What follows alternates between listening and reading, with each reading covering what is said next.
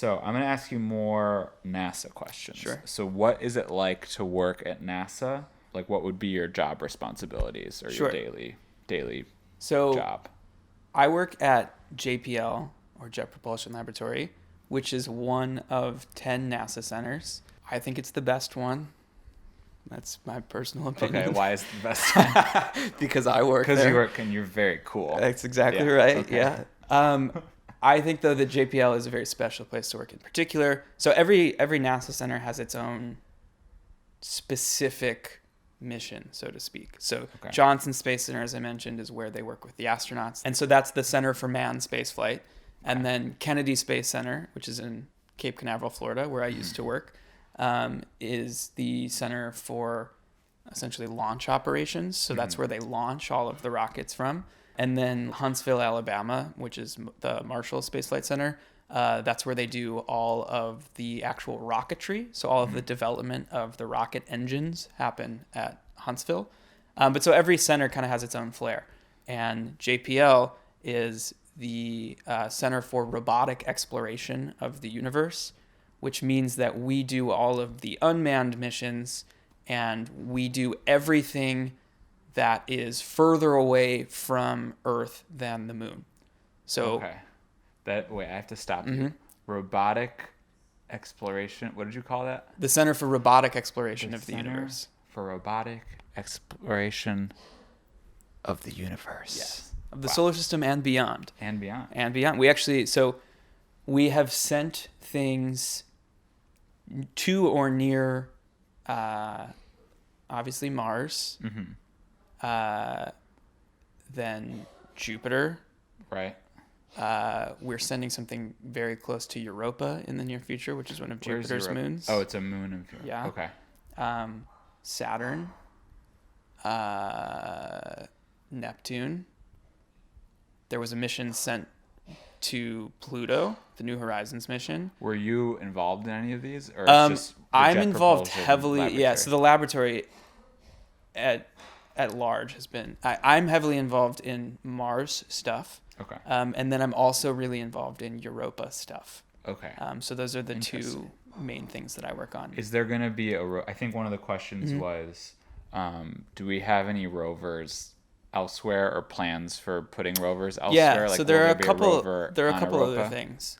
So there is another rover that's going to Mars, aptly named Mars 2020. Mars 2020. So that's launching next year. Okay.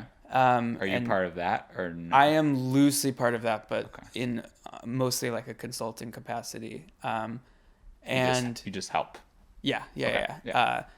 I am mostly working on the rover that's already on Mars, and then there is another mission that is tentatively planned to land on Europa, Okay. which is a little more distant future. But that's where most of my research efforts are. And right that now. would be another rover on there to It will probably be a lander first. a lander. Okay. And then it will either have like a robotic arm that will do what we call contact science. So we'll like touch the ground around it and do science in that way. So a lander would just land. Just lands, and it stays then put. stay put. Yeah. And a rover roves around and That's moves correct. around. Okay, Yeah. I just wanted A to rover, yeah. Yeah, okay. No, I'm that's a not good I'm not a distinction, yeah. scientist. And normally the way that we do things is if we're trying to explore somewhere new, we'll have either a flyby or an orbiter first. So just something that just like looks at it so that we can get surveillance. from close by. Yeah, so that we know, this is what the topography, so like the incline, decline. yeah, exactly. the Like, mountains, river. right. Are there valleys. huge mountains and massive valleys, or is it pretty flat? And are there massive rocks that we need to be concerned with? Something that we're really concerned with on Europa is this geological formation called penitente, Penitente. which are Okay. basically giant ice spikes. Whoa.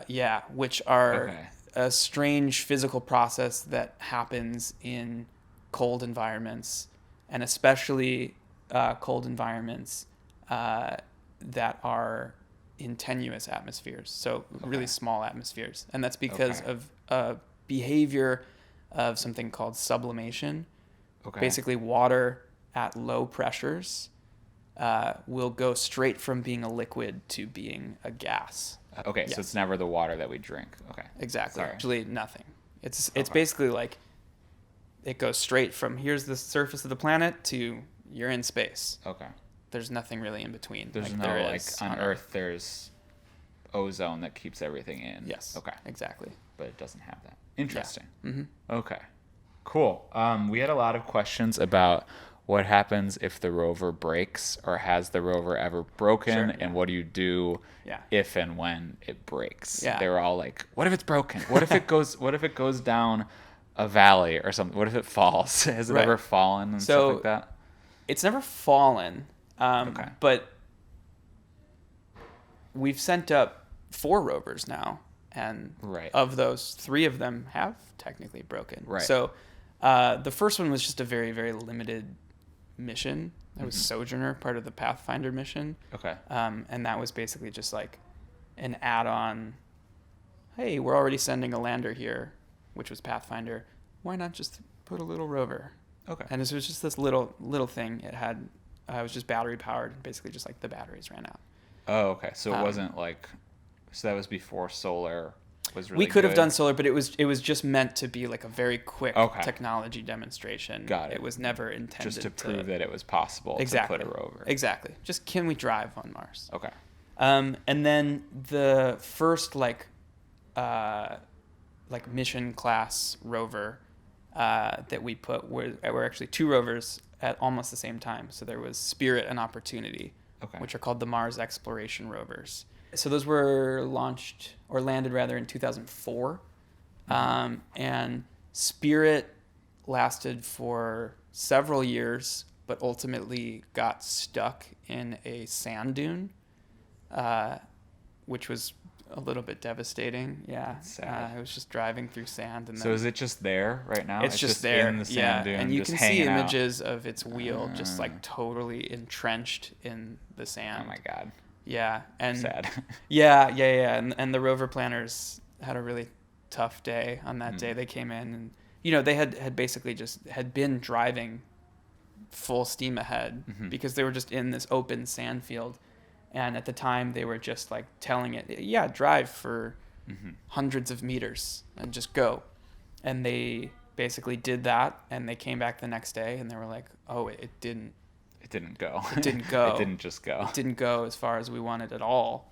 And also, we have these terrifying images of the wheel like very stuck in the ground. And they had basically just been driving it into the ground.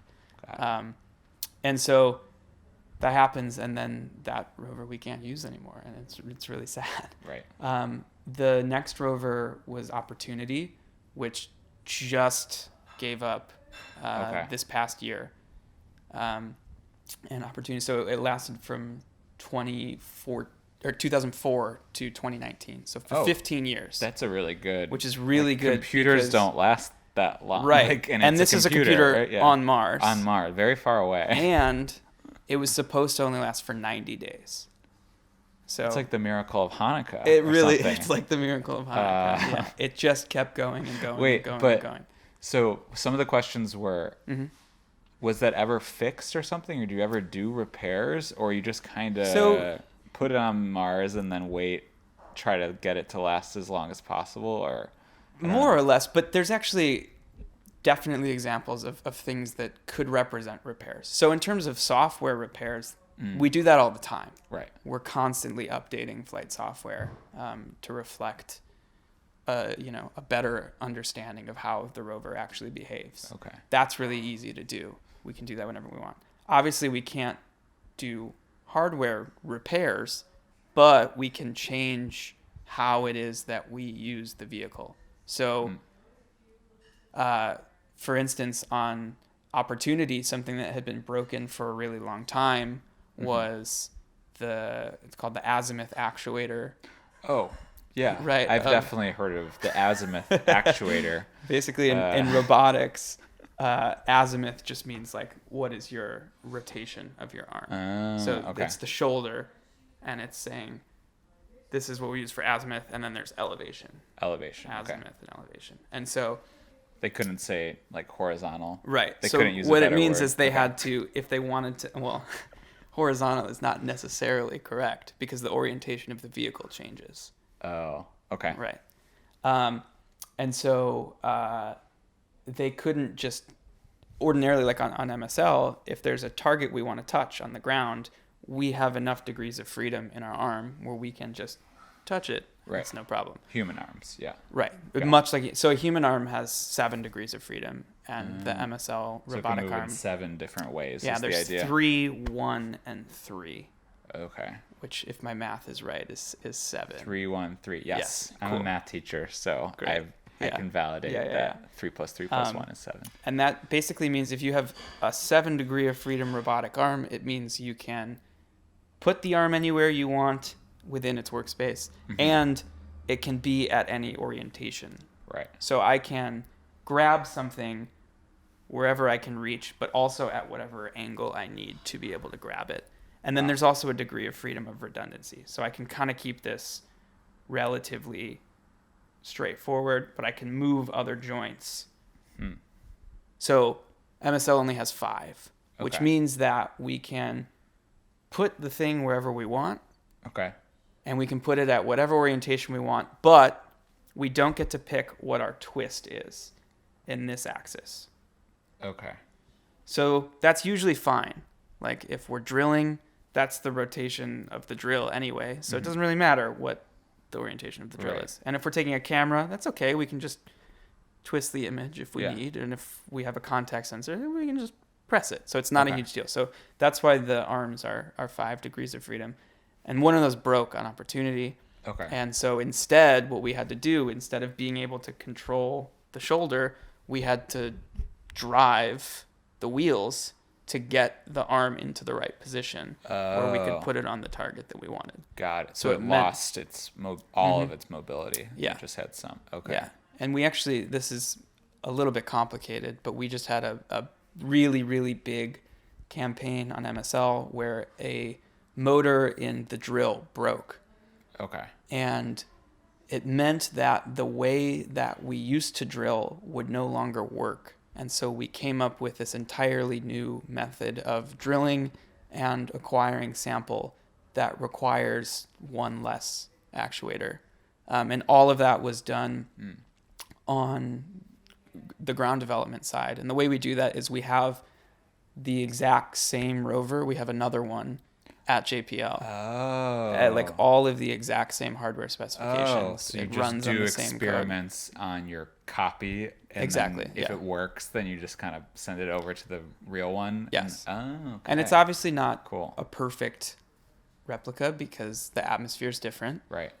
The gravity is different. Do you put it in like a simulator of the gravity? So we And also have atmosphere, a rover called Scarecrow, Okay. which is just for mobility.